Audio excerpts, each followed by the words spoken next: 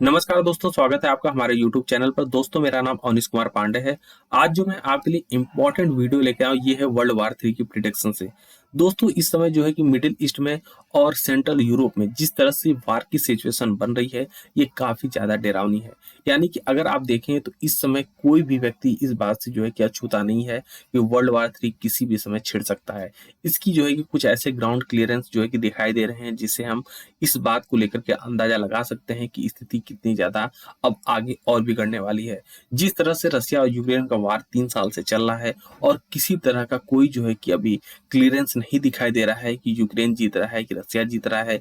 Stalemate situation बनी हुई है। वेस्टर्न कंट्री लगातार जो है कि यूक्रेन को सप्लाई किए जा रहे हैं और वहीं रसिया को चाइना का सपोर्ट मिल रहा है और यह वार किसी तरह से अभी एंड होता हुआ दिखाई नहीं दे रहा है। बहुत सारे ऐसे एरिया हैं जिसके ऊपर रसिया ने यूक्रेन पर कब्जा कर रखा है और उसके काउंटर ऑफेंसिव में यहाँ पर यूक्रेन ने रसिया की कुर्स वाले क्षेत्र पर अपना कब्जा कर रखा है।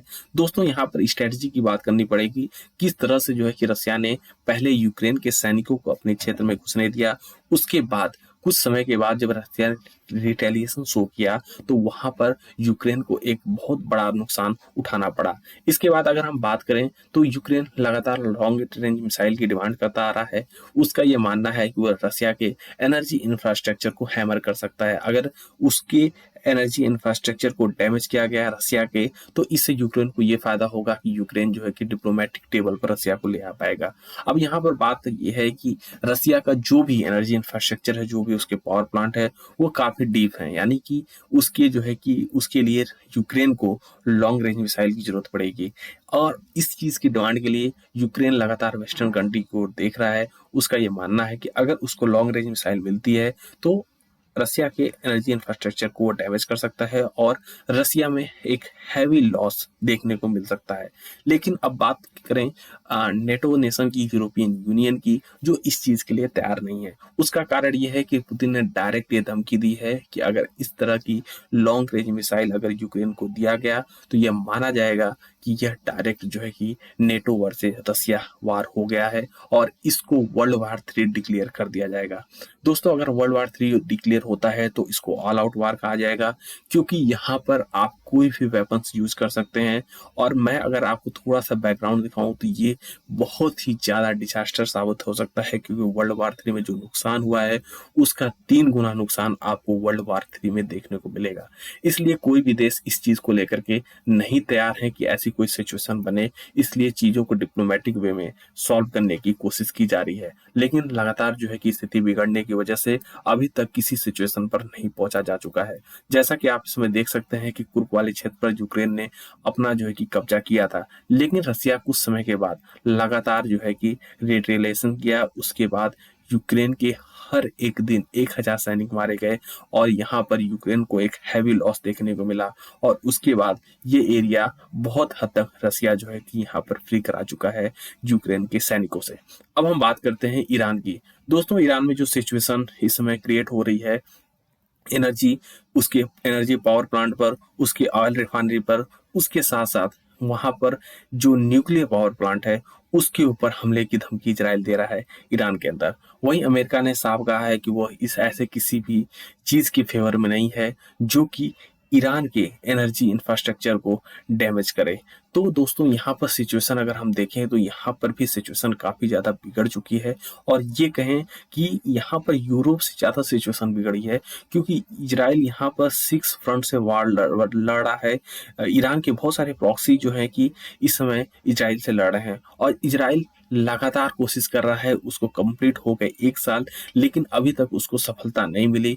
ईरान के प्रॉक्सी भले से कमजोर हो चुके हैं लेकिन वो खत्म नहीं हुए हैं और यहाँ पर इजराइल के लिए बहुत बड़ी चिंता की बात है, क्योंकि अब इजराइल के साथ प्रॉक्सी के साथ साथ ईरान भी डायरेक्ट इजराइल को थ्रेट दे रहा है। अभी हाल ही में आपको हम बता दें कि ईरान के हमले के बाद अब इजराइल का अगला निशाना सीधे ईरान होगा। इस बात को लेकर के अभी हम श्योर नहीं है, क्योंकि ईरान ने इजराइल पर बस उतना ही हमला किया जिससे इजराइल को नुकसान हो और ईरान की इज्जत भी बच जाए।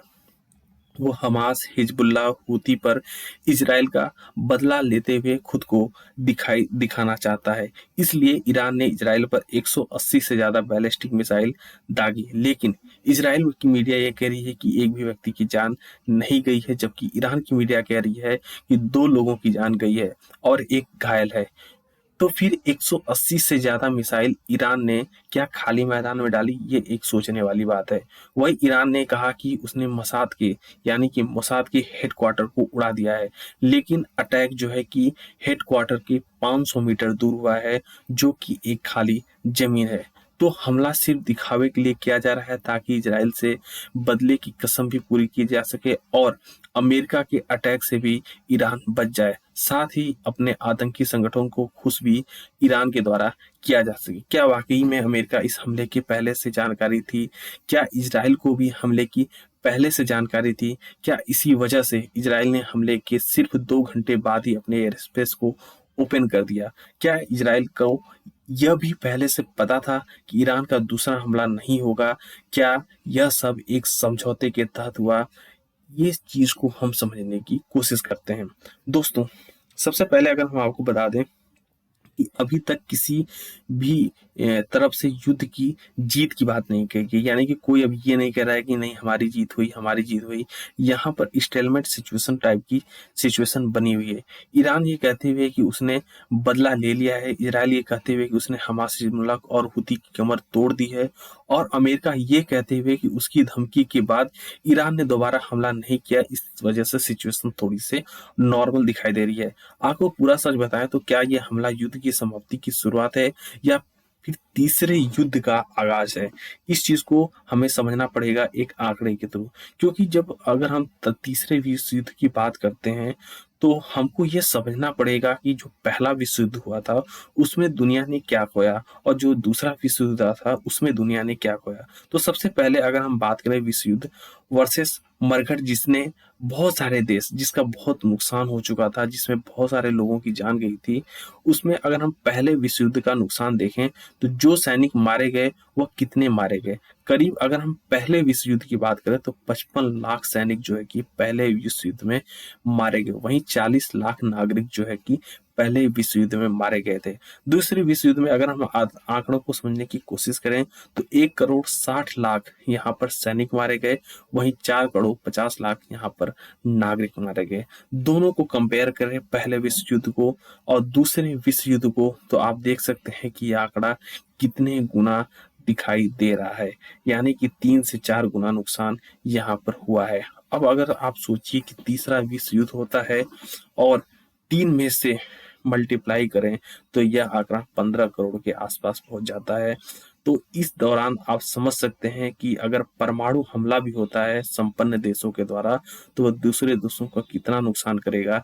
यह एक दुनिया को खत्म करने वाली बात होगी दोस्तों। इसलिए हमें और जो भी इंटरनेशनल ऑर्गेनाइजेशन है, कम्युनिटी है, सबको ये कोशिश करनी चाहिए कि युद्ध की स्थिति ना बने और इसको रोका जाना चाहिए, क्योंकि यहाँ पर अगर विश्व युद्ध होता है तो कोई भी देश यहाँ पर जो है कि इससे अलग नहीं रह सकता। हर एक देश इसकी जज में आ जाएगा, चाहे वो इंडिया हो, चाइना हो, पाकिस्तान हो, कोई भी देश हो, सारे देश इसमें इन्वॉल्व हो जाएंगे और एक बहुत बड़ी ह्यूमन त्रासदी यहाँ पर नुकसान देखने को मिल सकता है। दोस्तों, अगर आपको हमारी ये वीडियो पसंद आ रही हो, हमारे चैनल को लाइक करें, सब्सक्राइब करें, अपने दोस्तों के साथ शेयर करें। धन्यवाद साथियों।